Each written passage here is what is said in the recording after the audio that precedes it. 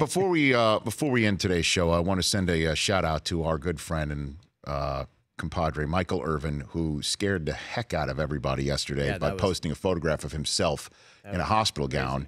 And he went through a throat biopsy. We don't know the results yet, but he Instagrammed out that he is scared out of his mind. He lost his dad to throat cancer at 51.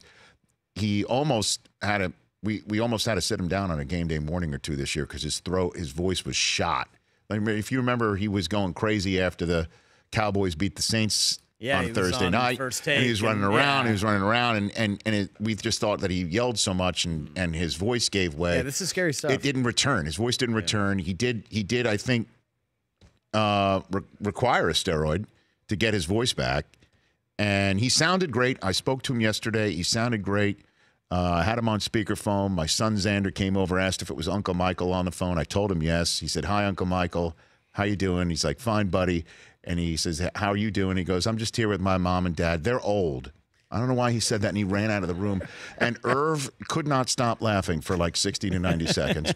And then he asked why when I was out of town, he didn't come in and guest host the show. I'm like, dude, you want to do it? Anytime. So wow.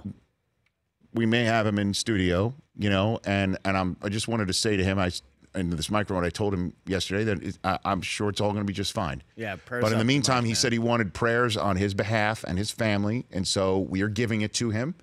And tell him, Irv, you are a loved man. And as you know, that's the way I end my interviews with him pretty much every time, is to tell him I love him. He's the best. I do feel that way about Michael Irvin. So all of us here at this show, we're sending our prayers, and we look forward to hearing the news that you just checked the box and everything's fine. The Rich Eisen Show, weekdays at noon Eastern on Audience.